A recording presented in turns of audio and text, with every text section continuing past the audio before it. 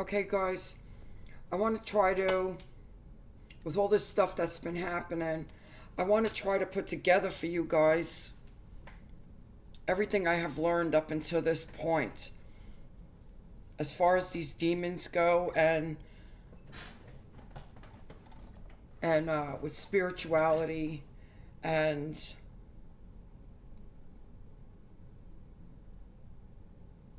there's just a basic fact here. um, from the day that Lucifer was cast out of the third heaven, there has been the concept of light and dark, and good and evil, and human beings have since forever had this battle going on. Most people only believe that these are just stories that they hear in their religious buildings. They don't really believe it's true until you actually experience something. So this is really what I need for you to understand. The if you look at understanding that premise, that concept, the good and evil, that's always going on. It's always going on. If you look at all of the helping professions, which means doctors, nurses, counselors, therapists, psychiatrists, police officers, firemen, pastors, priests, gurus, anything like that, you will find the concept there of good and evil, light and dark, because both are attracted to the helping professions for the opposite reasons. See, my doctoral dissertation was on horizontal violence in nursing. Nurses are very abusive to each other because you have narc nurses and then you have the codependent nurses. This is what you have in these professions. So I really I have to say without a doubt, no, it's not very rare to find a narc. It's very rare for people to understand what they're looking at, to understand that they're in the presence of a narc. Okay, a lot of these people, they're covert. They hide their stuff very well. And here's the thing: when you've been in severe abuse from your childhood, you learn to identify behaviors. But what happens? You wind up picking sicker and sicker people because you're identifying behaviors. So you're looking, but you're not healthy because you're not healing any of your trauma because you're so abused. So you're looking for these behaviors that you're used to. And if you see that, you won't go with that. So what do? We go with sicker and sicker people. This is why I went from the somatic sociopath to the psychopath. And he was covert. Listen, I went through that whole marriage, nobody believing anything I would say about him. Even my kids didn't believe it. And because I was raised by a malignant narc, and from 10 years old, I made a promise to myself that I would be opposite from everyone in my family. I became a pathological truth teller, which these narcs can't stand because they want to do everything under the radar. They want to do everything in the darkness. You see, so when the light comes on, they don't like that. And we wind up picking sicker and sicker people. And the mental health community has no idea what they're doing when it comes to narcissistic abuse, because these high level narcs, the psychopaths and the somatic sociopaths and the malignant borderlines, they very rarely go for help, if at all, unless they're court ordered to go to counseling. So these therapists, they don't have experience with these narcs. So what happens? The victim, that who is actually the one going for help, we get abused by the mental health industry as well, because they're telling us that we're crazy. And then, like me, in my case, the psychopath was coming with me to my therapy, so he actually looked like my protector to the therapist as well. And because I believed that I was crazy, I was literally telling the therapist that he was my protector and I was crazy. This is what happened. So can I fully blame the therapist that I was speaking to? No. Because I believed I was crazy. I was telling the therapist I was crazy and that he was my protector. This is how serious this is. So here's what I want to tell you. When you're in the spiritual community, we that have been narcissistically abused, until we're fully healed from our trauma, we will gravitate towards narcs because that is who we're comfortable with. That is who we're comfortable with. You hear people out here all the time saying they like the bad boys. They're just so attracted to the bad boys. This is why. This is why. They have been seriously abused, probably most likely since childhood, and this is who they're comfortable being around. So they are attracted to the bad boys. These are little hints that you could pick up on, okay? So in the spiritual community, we are attracted to narcs.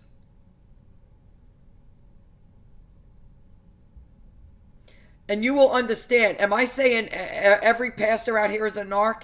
Every pastor out here is a psychopath? No, I'm not. But you can understand in yourself.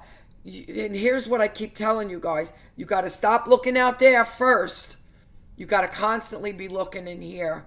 You understand that if you have been seriously abused as a child and you've been abused throughout your entire life, you can rest assured that the pastor you have chosen to be your pastor or the guru that you have chosen to be your guru is a narc.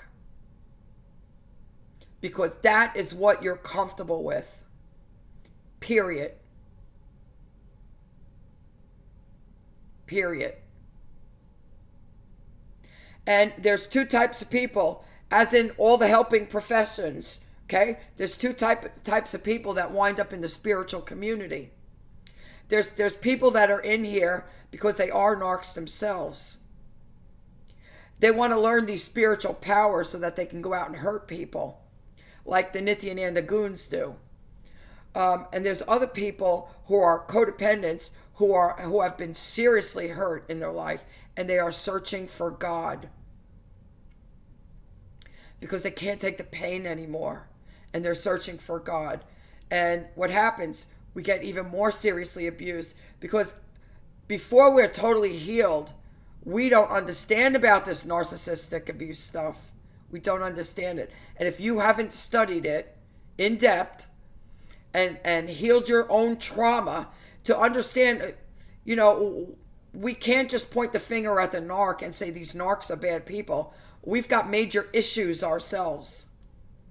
You have to understand, we've got abandonment trauma. We've got attachment trauma. We've got codependency. We've got PTSD. We've got borderline, not personality disorder. We've got borderline traits. We've got borderline traits. And this may sound terrible to you out here, but please, praise God. Praise God that you are not them. Because you can get better. They can't. You see, PTSD is actually, it's a traumatic brain injury to the trauma that we've suffered. Borderline traits are just that, they're traits. If you go for help or if you are healing your trauma, these traits will disappear. It's when we don't go for help and when we continue to be around abusers, we can push, keep going to full-blown borderline personality disorder. And once you get to borderline personality disorder, once it's a personality disorder, that's it. That's it. Unless God comes down and touches you. Of course, God can heal anybody from anything. Now, here's what I want to say. Through my study with Nisargadatta, I fully understand that we are not the psychological mind. And how can I say that without a doubt? Because I have lived it. I literally witness the psychological mind. I literally witness it. Okay? The second I heard Sam Vaknin say that it's the primary trick of all these psychopaths is to tell their targets that they're crazy. The second I heard that and had my cry and screamed out to God, why did this happen? And I no longer believed that I was crazy. The healing started and the dark night of the soul started. It happened so fast I could barely keep up with it. I fully understand. And I told you, I stopped all because I no longer believed that I was crazy. I don't need all these psychiatrists. I don't need all this medication.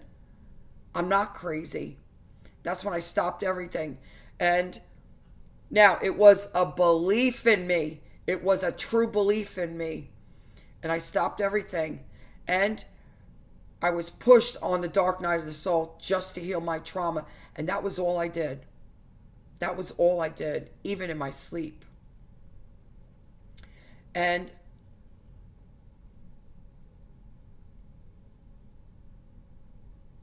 if I had to tell you how this happened, I wouldn't be able to, because I did not do this healing.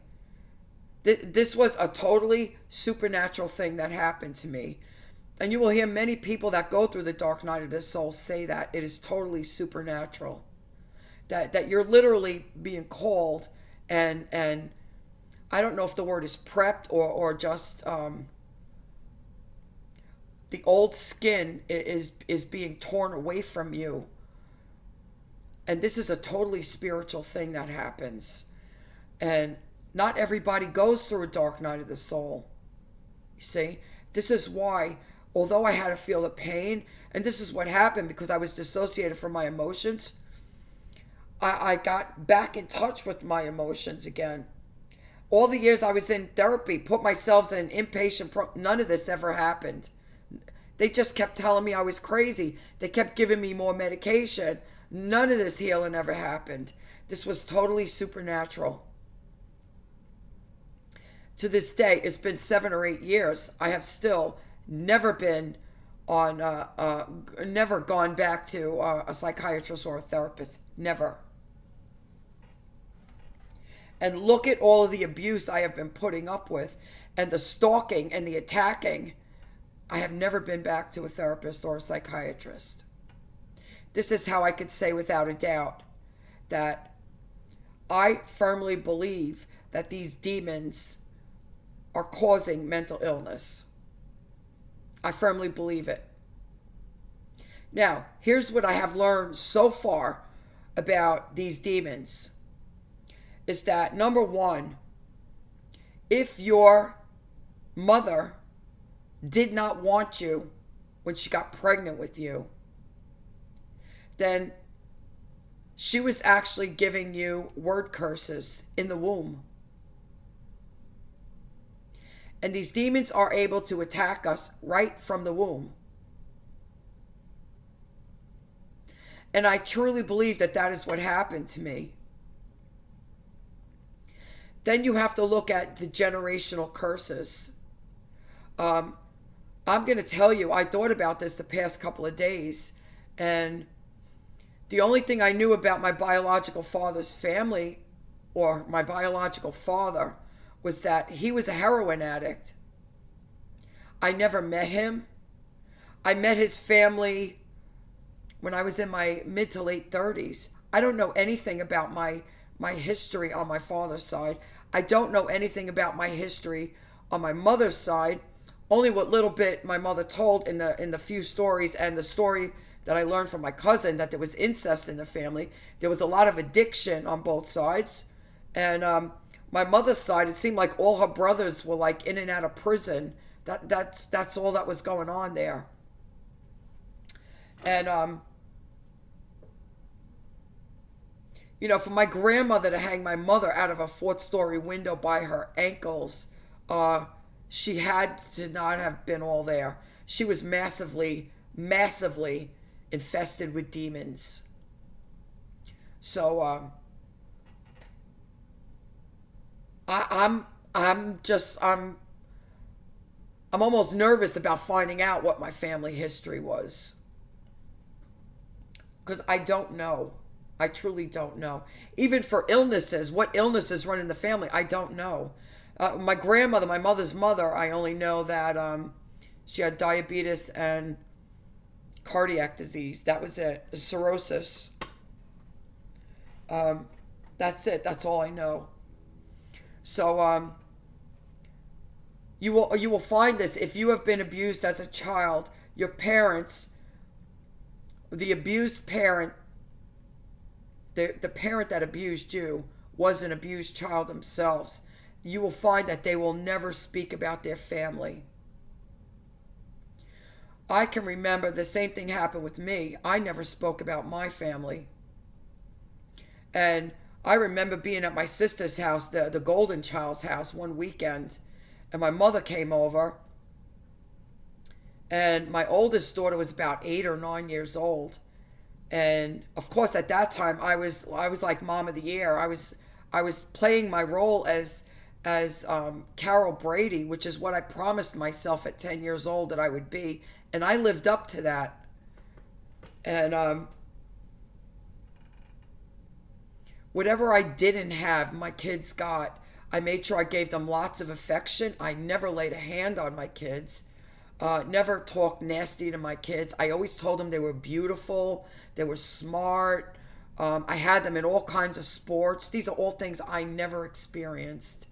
They had minimal chores in the house. All they had to do was keep their room clean, and I cleaned the house, the rest of the house myself, because I was made to be Cinderella in my house.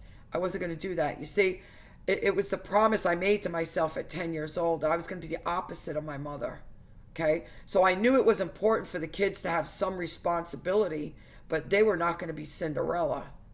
You know, at 9 years old, I was not allowed to go out and play with my friends on Saturday morning or watch cartoons on Saturday morning. I had to stand in the kitchen and iron all of my clothes for the week that she washed at 9 years old. I had to stand there and iron every piece of clothing that she washed for that whole week. So that's how my Saturdays were spent. And then I had to clean the house. I had to wash the dishes after dinner. Yeah, I was Cinderella, and I was the one taking care of my sisters. And I was the one getting beat like an animal. Okay? So there are generational curses that we don't know anything about until we're able to find out about our families. This is why when I went through Bob Larson's book, Curse Breaking, I think it was whole chapter 12, it took me 30 minutes to get through it. But I said every single one of them.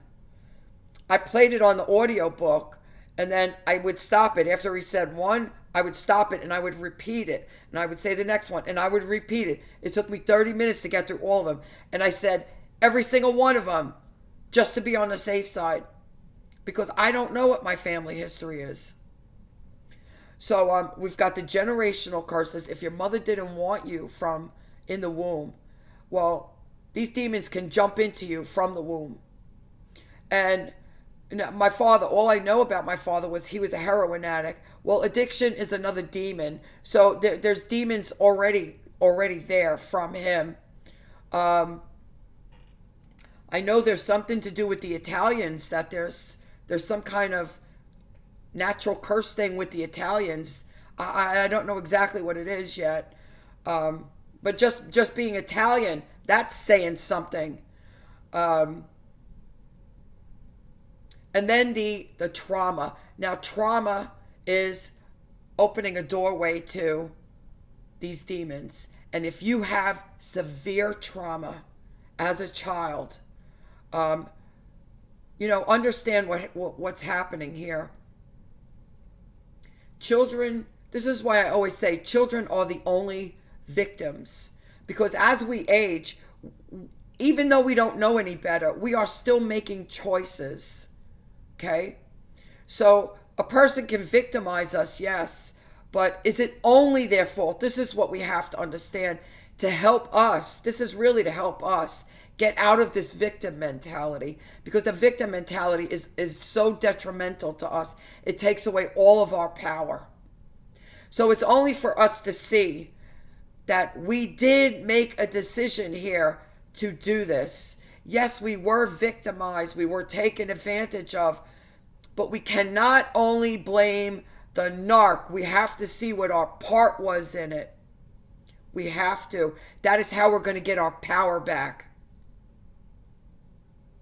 And then you have to do all the research.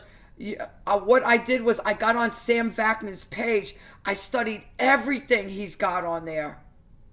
Then I found Ross Rosenberg for the codependency, the gaslighting, the attachment trauma. There were other therapists I was watching on YouTube for attachment trauma, abandonment trauma. If I tell you, when I put my mind to something, that's all I do 24/7. And that's what I did, all during the dark night of the soul. So it took me 4 years, but 24/7 work of healing trauma, learning about the narc's behavior, then learning about what I needed to heal in myself. And as I was healing, my self-esteem was coming up. You see? And I went through all these phases. You guys saw it. I went from being a doormat, letting everybody walk on me. And as I was healing, I got so angry. I went all the way to the other side. I literally had the behaviors of a narc for a while. Anyone talked nasty to me, and it was so unlike me, I would let him have it on this internet. Who the hell do you think you're talking to? Because I had it. I had decided I would never be abused again. And I went all the way to the other side. And then after some more healing and more reading of the Nisargadatta's work and Ramana's work, I went back to the center. And I understood that not all people are bad. Not all people are narcs. But we have to know the behaviors. We have to know ourselves. What is it about us that attracts us to these narcs? And that is the key. Once you learn about the narc's behavior and you can identify that behavior, you've got to turn your full attention inward and heal what is lacking in you, that you don't know who you are. You don't love yourself. You're looking for love in all the wrong places. You're looking for the Brady Bunch family that you want, that you never had. And what also happens to us when we're abused as children, we create fantasy worlds, because that's the only way we can survive the abuse that we're in. And what that means is we put goodness onto people that don't deserve goodness. I literally made myself believe that I had a normal Italian family, and I would tell everybody, we're Italian, we yell at each other, but we love each other. No, I loved my family. My family didn't love me. My family did not love me. But that was too painful for me to really understand and see. So I said, we fight, but we love each other. No, they didn't love me. I was the scapegoat of the family. They were all talking behind my back. This is why I got beat like an animal. Because I was always highly intelligent and I always spoke the truth. And I was seeing what was happening. And I was the protector of my sisters. I would go up against even though I got beat like an animal, I was never afraid. I would go up against my mother. She would belittle my middle sister. She has gone totally high level psychopath. She has no compassion for anybody. She has no empathy for anybody. And I found out how she was backstabbing me. It broke my heart. It literally broke my heart. I could feel myself choking up. But my mother used to go after her because she was slow. She had slow cognition. She did poorly in school. And I used to always defend her.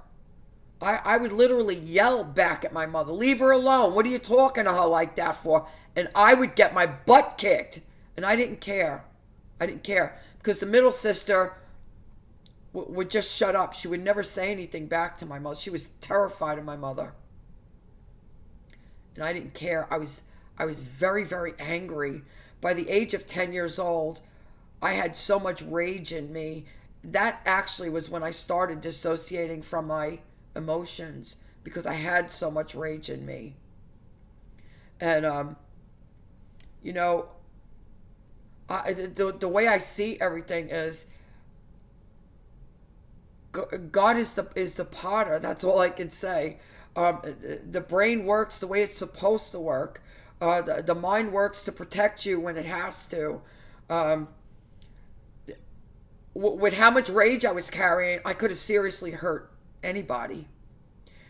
And I knew that. I absolutely knew that. That was why I never laid a hand on my kids, ever. Oh no. I didn't even want to attempt to physically discipline my kids, ever. Ever. I was petrified of my anger. Like I said, I put myself through anger management. It wasn't court ordered. I put myself, you see what was happening to me. I was the one going to the counselor all the time. I wanted to get better. I put myself into inpatient trauma programs for depression. I was the one who put myself in anger management. I just wanted to get better. I did not understand that I was surrounded by massive abusers. I did not understand that. And that's why, even at one point, Sam Vaknin was out here attacking me. And I would go back at him because, no, you're not going to attack me. You're not going to intimidate me. I can't help but have massive respect for him. Because if it wasn't for him, I would have never, ever known what was happening to me. And I would have never healed. I don't believe I would have ever healed. So that's why I was sending everybody to Sam Vaknin's page. Everybody. And just like right now, I am sending everybody to Bob Larson's page. Because this was the missing piece of the puzzle for me. That I did not understand about these demons. And I told you about that incident that happened to me. I heard Truth Seeker say this. He had a guest on, and he was talking about that when you're called to do something for God in your life, that these demons will come and attack you as children. And at that point, I was saying, you know what? That sounds like it's true, because I told you about that demonic thing that happened to me. And I think it was around the age of 10 years old. That was the age that my mother went off the rails beating me with the belt. One day, my grandmother, we lived on the third floor. Our apartment was on the third floor, but mine and my sister's bedroom was on the second floor. And my stepfather's mother lived on the first floor. So I was on the second floor. My mother told me, get my pajamas on and get in that bed. And I had to call her when I had my pajamas on, and knowing that she was going to come down and beat me. And I did just what she said. I called her. She started beating me so bad. My grandmother just had knee replacement surgery. She went hobbling up a full flight of stairs. If you know these apartment buildings in New York, full flight of stairs, hobbling up the stairs, went in that room and had to pull my mother off me, like from her shirt and her shoulders, pull her off me. And all I remember her screaming, Terry, stop, you're going to kill her, stop. That was the one and only time anyone ever stepped in to stop her from beating me. The one and only time. And it was bad. But what happened? I told you, it was a Sunday morning. And of course, every Sunday, I was going to a Catholic school and I went to Catholic church. So we went to children's church at 9 o'clock. And it was before it was due. I was due to get up. And I was laying on my stomach. And I literally saw in my dream, like I was seeing what I was doing, but I was still sleeping. So I had an out of body experience. So picture me laying on my back. I mean, laying on my stomach, right? This is my back. So right from where my hips are, so from my head and my shoulders to my hips, stood up like this in spirit. From my waist down to my legs was still together as one, but from my head, my shoulders to my right above my butt was up in spirit. And I was watching all of this. And it had a demonic face on it. It was me. And it had a demonic face on it. And right above my bed, I had, of course, the kids' posters and everything. But I had the crucifix right there. And so this spirit thing that got up from me looked up at the crucifix with this demonic face, and it gave the crucifix the middle finger. And it disturbed me when I saw that, and I rolled over on my side. And right where I was just laying when that happened, the cross flew off my wall and landed on the pillow right there where I was laying.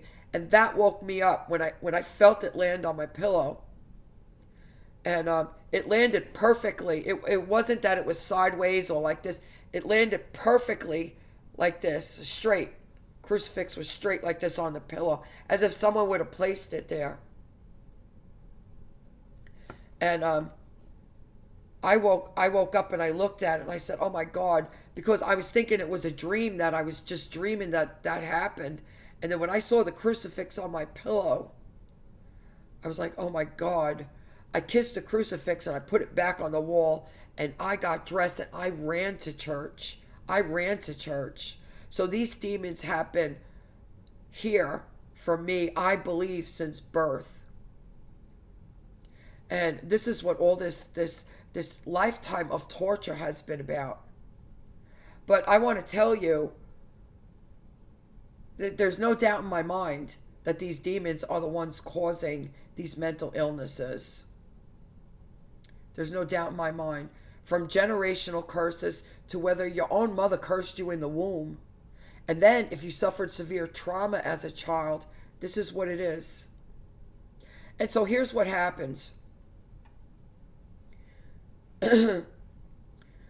When you're severely abused as a child, you are forced to, how do I say this? You're forced to give up your will. You have to submit to the abuser, especially as a child. See, but on the other hand, I had a very strong will that I made that promise to myself that I was going to be Carol Brady and my kids were always going to know they were loved. Well, of course, that didn't work out. Why? Because I married a psychopath. But while I was married to the psychopath, he started abusing my oldest daughter because she wasn't his. And I wound up playing referee with him for 16 years because I was the scapegoat. I wasn't going to allow him to make my daughter the scapegoat. So I spent 16 years of my life married to him, defending my oldest daughter. And what did she do? She turned on me and sided with him. I was so angry. I was so angry about that. Such a betrayal. But I had to look at this. After the dark night of the soul was done and I was healing this trauma, my kids were brainwashed. So it's a horrible thing that has happened here. And for me to had to have endured what I had with Nityananda and with that tarot demon. And I want you to understand what's happening here. You will see that she's still saying that I've got to screw loose. There's something wrong with me. I'm telling you, I'm the only sane one here because I don't live in delusion any longer. What's happening now is I have to get out the demons that have been in here my entire life. I've got to get them out. That's what's happening now. But I'm the only sane one. Who is she talking about? I don't live in delusion anymore. I have literally faced all of my trauma, felt it, healed it, let it go. And they're still giving me trauma, and I'm still dealing with it. Um, through Jesus Christ, through the Holy Spirit, I have not ever been back to a therapist or a psychiatrist. Ever. But what happens to us as we're living through all of that abuse, our will is dismantled by these abusers. This is how these demons keep jumping in. They keep jumping in because we don't have a will. And I thought about this when, especially after Pastor David made that statement that if you had demons, you're not a Christian. And I fully agree with him now. I was a Christian in name. I went to church once in a while. None of my family ever went to church. None of my family ever opened the Bible. I didn't have a good life. I didn't have good role models. And these demons just kept jumping in because our will had been subdued. And additionally, when we go to therapy, when we go to a psychiatrist and they put us on these psych meds, our will is even further subdued. These demons have full use of this form, our mind, they do whatever they want to us. We don't have a will. It actually subdues the will even more and numbs our feelings even more. And these demons are just having a heyday with us. There's nothing anyone could say that would make me believe that mental illness is not caused by demons. And that's really all I could say about this. And the last thing that I want to bring up to your attention is, you all saw that when I emptied out my house, when I learned that anything that had to do with the occult, I had to get out of my house. Why? Because it opens a portal for these demons, right? Here's something else. And go look this up online if you don't believe me. Demons will attach to objects. Demons will attach to objects. This is why you consistently heard Nityananda say that those deities that they were praying to were not just statues, that they were living gods. What he wasn't telling you is that there are real demons attached to these statues. This is why the Holy Spirit told me that I could not sell any of those statues of Hindu gods that I had on the altar. I had to get rid of all of them. I had to throw them out. Any books that I had to throw them out.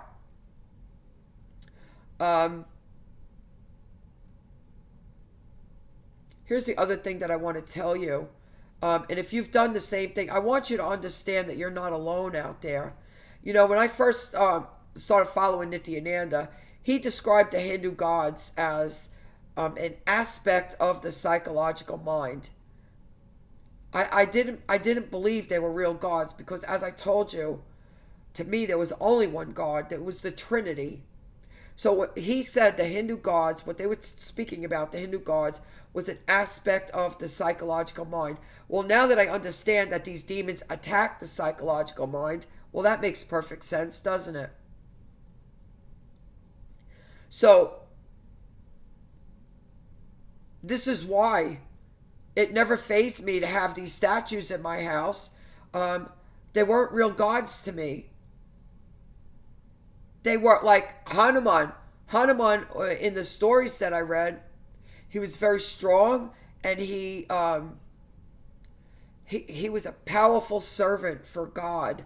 These were the things that I took from these stories that I related to, because I was on a serious spiritual path, and I was powerful. I had overcome all of this trauma, being totally alone, and I was a powerful servant for God.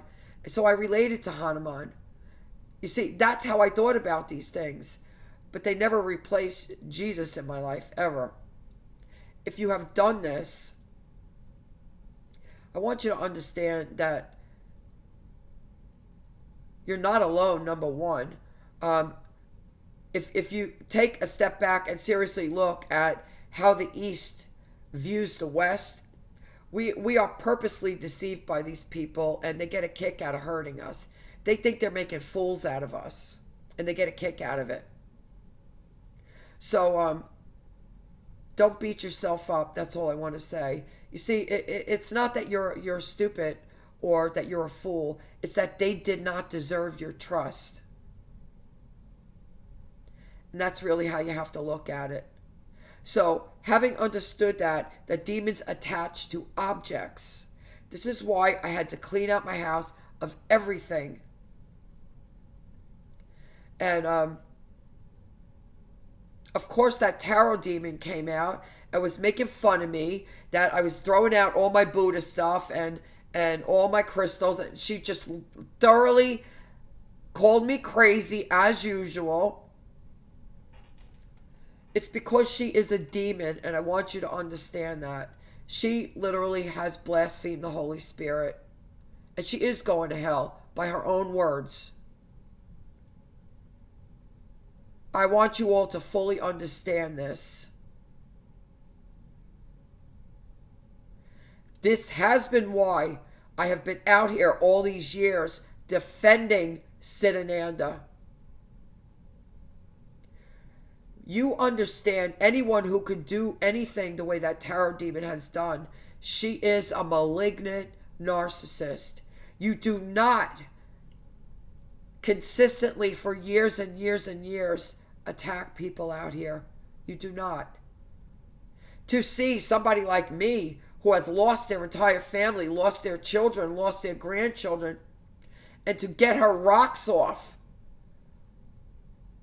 baiting and bashing me and smearing me to everybody, telling everybody I was crazy. This is a person who has ice water running through their veins. There's nothing spiritual about her. And this goes back to the beginning of this video. Good and evil. The narc and the codependent.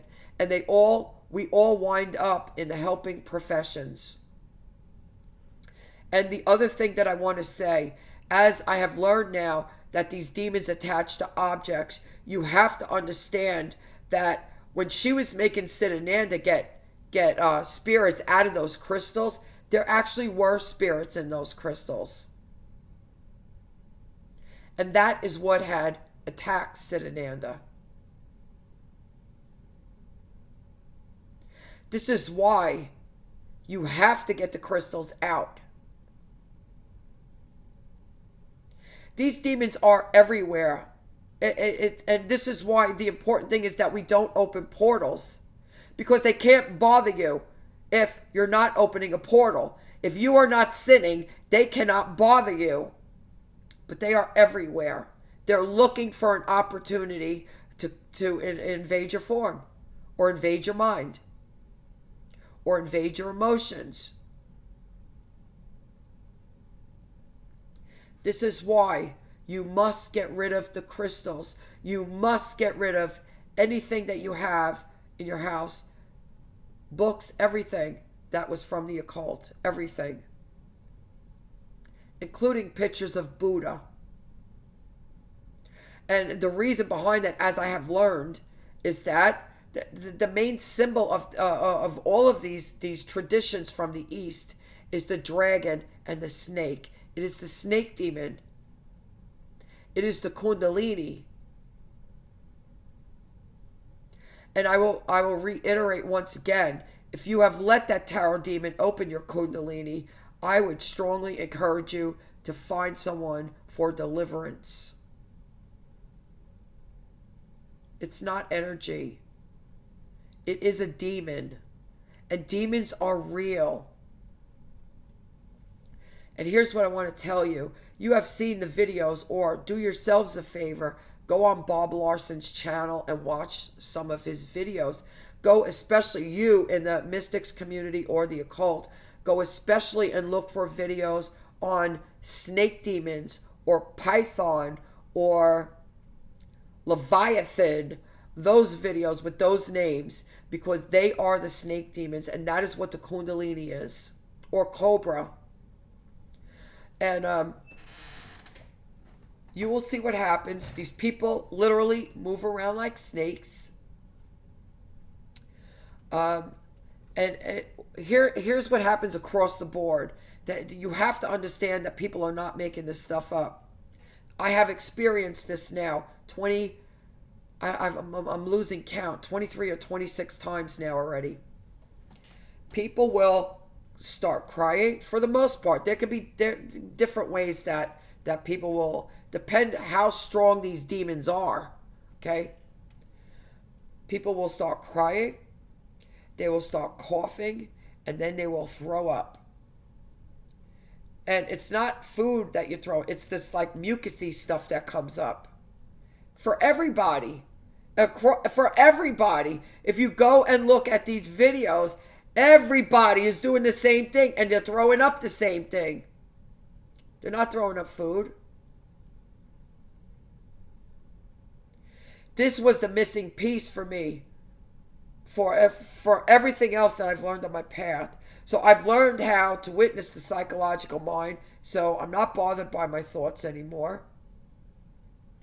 I don't have any thoughts anymore, except when this demon is trying to attack me.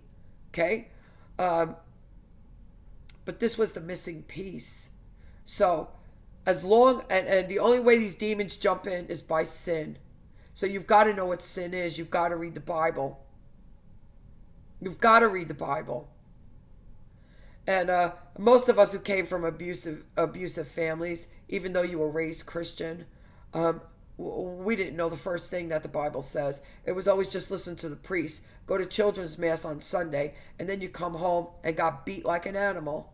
No one ever read the Bible. And was that a Christian? My mother beat me like an animal. Was she a Christian? Well, if you asked her on a application what religion she was, she would write Christian. When I read in the Bible, when I learned, because I went to Catholic school, elementary school, learned the 10 Commandments, honor your mother and father, I got so angry. Honor my mother and father? How do I do that? How do I do that? And I said to somebody, well, doesn't God tell mothers and fathers that they're not supposed to beat their kids? Does God tell mothers and fathers that? And somebody told me, I don't know, it was years after, somebody told me, yes, there is something like that in the Bible. And I have since recently found it. Since I came back and started reading the Bible, I have found it. That no, parents should not beat their kids. So, yeah. So I fully understand what Pastor David was saying yesterday now. See, I'm constantly doing introspection. Constantly. This is what every single one of us have to do out here. Can't think that we know everything. We may not agree with it. And it's okay to voice your disagreement. But when you disagree with somebody, find out why you disagree with that person. And do the introspection. And the Holy Spirit will give you the answer. And that is my experience. Okay, so there's so many variables here for us. The people that have been seriously abused as children by these narcs, and what happens until we understand what's happening to us. Every boyfriend that we have, everything that we do is surrounded by being attracted to abusers, because that is what we know. That is what we're comfortable with. And if you find yourself saying that you like the bad boys, understand that this is why. And you need to start looking at yourself and stop looking at these bad boys and stop looking at the people that have abused you in your life and see what is going on inside of you. Why are you attracted to these people? Why don't you love yourself enough that you keep letting people abuse you? Why? That is the most important question that you can ever ask yourself. Why am I letting people treat me like this? And then do something about it. Okay? You guys have a blessed day.